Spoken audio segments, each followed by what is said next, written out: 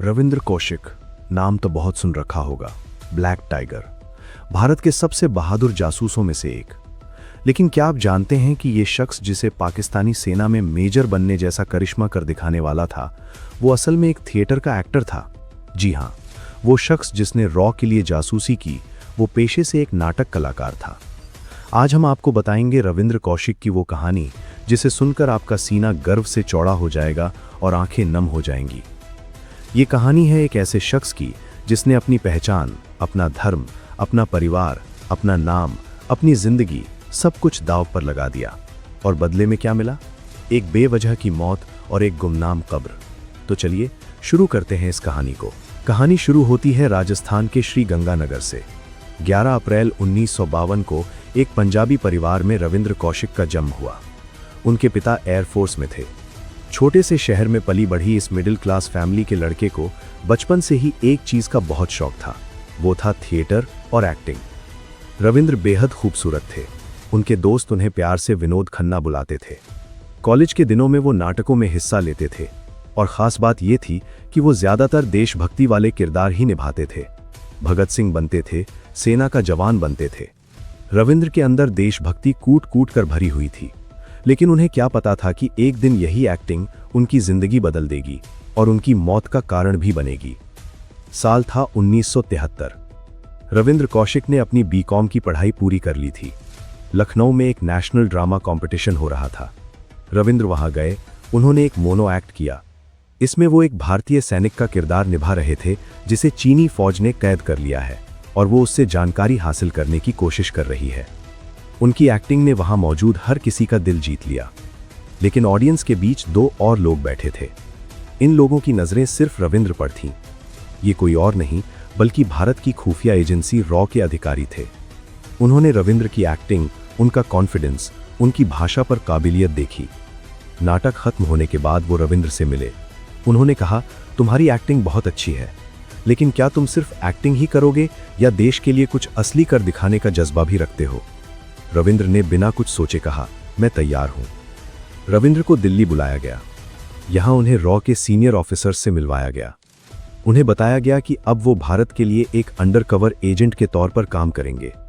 रविंद्र ने हां कर दी, लेकिन इसके साथ ही उन्हें सख्त हिदायत दी गई, जो तुम करने जा रहे हो वो अपने घर वालों को मत बताना, अपनी पत्नी को मत बताना, अपने बच्चों को मत बताना। ये राज तुम्हें अपने साथ ही ले जाना है। रविंद्र ने अपने परिवार को बताया कि वो दुबई में नौकरी करने जा रहे हैं। परिवार को तो इस बात की खुशी हुई कि बेटा विदेश जा रहा है, लेकिन उन्हें क्या पता था कि उनका बेटा दुनिया के सबसे खतरनाक मिशन पर जा रहा है और वो उनसे आखिरी बार मिल रहा है। शुरू हुई रविंद्र की ट्रेनिंग। करीब 2 साल तक ये ट्रेनिंग चली। उन्हें इस्लाम के बारे में पूरी जानकारी दी गई। उन्हें उर्दू सिखाई गई। उन्हें पाकिस्तान के भूगोल, वहाँ के रहन सहन, वहाँ के लोगों की मानसिकता के बारे में बताया गया। उनके सारे भारतीय रिकॉर्ड मिटा दिए गए, यहाँ तक कि उनका खतना भी करवाया गया ताकि वो पूरी तरह से एक मुसलमान की तरह दिखें। 1975 में महज 23 साल की उम्र में रविंद्र कौशिक पाकिस्तान की धरती पर कदम रखने वाले थे, लेकिन रविंद्र कौशिक के तौर पर नहीं बल्कि नबी अहमद शाकिर के नाम से।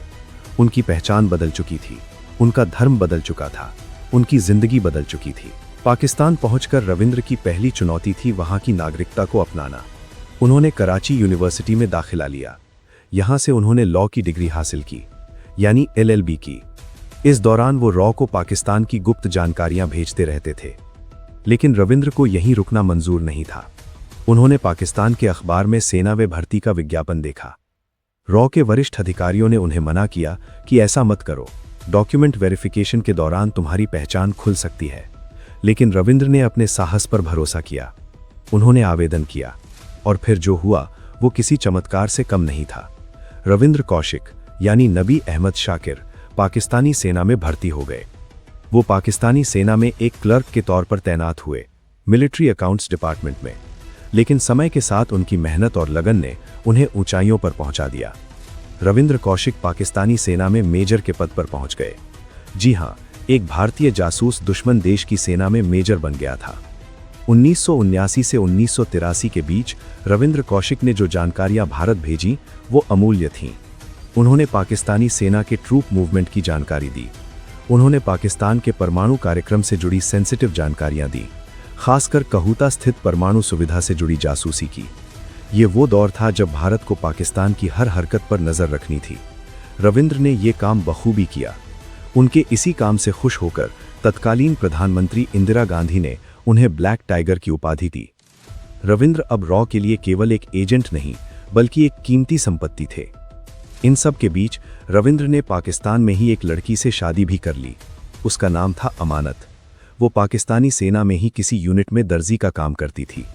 रविंद्र ने अमानत से शादी की और उससे एक बच्चा भी हुआ। अमानत को कभी पता नहीं चला कि उसका पति असल में कौन है, कहां से आया है। रविंद्र ने ये सब अपने कवर को मजबूत करने के लिए किया। एक परिवार होने से उनकी पहचान और पुख्ता हो जाती थी। वो रात रात भर सोचता था कि वापस भारत जाऊं, अपने माँ बाप से मिलूं, लेकिन मिशन उससे बड़ा था। साल था 1983। तकरीबन 8 साल हो चुके थे रविंद्र को पाकिस्तान में। तभी हुआ वो हादसा जिसने सब कुछ तबाह कर दिया। रॉ ने रविंद्र से संपर्क करने के लिए एक और एजेंट भेजा, इनायत मसीह को। लेकिन जैसे ही इनायत मसीह पाकिस्तान में दाखिल हुआ, वो पकड़ा गया। ISI ने उससे पूछताछ की और फिर इनायत मसीह ने वो राज खोल दिया जिससे रविंद्र कौशिक की पूरी जिंदगी तबाह नहस हो गई। उसने रविंद्र की असली पहचान बता दी। सितंबर 1983 में रविंद्र कौशिक को पाकिस्तानी सेना ने गिरफ्तार कर लिया। पाकिस्तान की सबसे बड़ी खुफिया एजेंसी ISI के सामने था वो शख्स जिसने 8 साल तक उन्हें मूर्ख बनाया था। रविंद्र को पाकिस्तानी जेल में डाल दिया गया। फिर शुरू हुआ टॉर्चर का वो दौर जिसे सुनकर रूह कांप जाती है। उन्हें बेरहमी से पीटा गया, उनके नाखून उखाड़े गए, उन्हें बिजली के झटके दिए गए।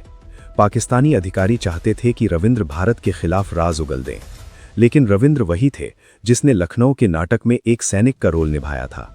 उसने हार मानने से इनकार कर दिया। उसने मरने का फैसला किया, लेकिन देश को धोखा नहीं दिया। 2 साल तक ये टॉर्चर चलता रहा। आखिरकार 1985 में पाकिस्तानी मिलिट्री कोर्ट ने रविंद्र को मौत की सजा सुना दी। बाद में किसी कारणवश इस सजा को उम्र कैद में बदल दिया गया, लेकिन रविंद्र के लिए ये मौत से भी बदतर था। रविंद्र कौशिक अगले 16 साल पाकिस्तान की जेलों में काटते रहे। सियालकोट, कोट लखपत, मियांवाली, काल कोठरियां, गंदगी, बीमारियां। यहां उनकी तबीयत बिगड़ने लगी। लेकिन सबसे बड़ा दर्द था अपनों से बिछड़ने का, देश से कट जाने का। रविंद्र को पता था कि अब वो कभी वापस नहीं लौट पाएगा। उसने जेल से कई चिट्ठियां लिखीं, कुछ ऑल इंडिया रेडियो को, कुछ अपने परिवार को। उसने अपने परिवार से कहा, अगर मैं अमेरिकी होता तो 3 दिन में इस जेल से बाहर होता। उसने अपनी सास से कहा, मेरी बच्ची को संभाल कर रखना। उसने अपनी बहन से कहा, तुम्हें पता है मैं कौन हूं? मैं वही रविंद्र हूं जो देश के लिए भूल गया। एक चिट्ठी में उसने एक गाना मंगवाया, जदों मेरी अर्थी उठा के। ये गाना उसकी आखिरी इच्छा थी। 21 नवंबर 2001 को पाकिस्तान की मियांवाली सेंट्रल जेल में रविंद्र कौशिक की मौत हो गई। मौत का कारण था टीबी और दिल से जुड़ी बीमारी। लंबे समय तक जेल में रहने से उनका शरीर पूरी तरह से खो चुका था। उन्हें जेल के पीछे एक अनमार्क्ड कब्र में दफना दिया गया। कोई नाम नहीं, कोई पहचान नहीं, कोई फूल नहीं। रविंद्र कौशिक को भारत लाने की कई कोशिशें हुई। परिवार ने कई प्रधानमंत्रियों से गुहार लगाई, लेकिन हर बार सरकार ने यही कहा, हमें ऐसे किसी एजेंट की कोई जानकारी नहीं है। रविंद्र कौशिक को वो सम्मान नहीं मिला जिसके वो हकदार थे। न जीते जी मिला, न मरने के बाद। उनकी मौत को दशकों बीत गए, लेकिन आज भी उनकी कब्र गुमनाम है। उनकी पत्नी अमानत और उनकी बेटी का क्या हुआ, ये आज भी एक रहस्य है। कहानी यहीं खत्म नहीं होती। रविंद्र कौशिक की कहानी सिर्फ एक जासूसी कहानी नहीं है। ये एक बेटे की कहानी है, एक पति की कहानी है, एक पिता की कहानी है जिसने देश के लिए अपना सब कुछ लुटा दिया। उसने अपनी पहचान दी, अपना धर्म दिया, अपना परिवार दिया, अपनी जिंदगी दी, और बदले में उसे सिर्फ एक गुमनाम कब्र मिली। ये कहानी है ब्लैक टाइगर की, जो आज भी हमारे दिलों में जिंदा है। रविंद्र कौशिक को सच्ची श्रद्धांजलि ये नहीं है कि हम उनके बारे में एक वीडियो बना लें। असली श्रद्धांजलि तो ये है कि हम उन जैसे लोगों को कभी न भूलें जिनकी वजह से आज हम आज़ादी की सांस ले पा रहे हैं। उनकी कुर्बानी को सलाम। जय हिंद।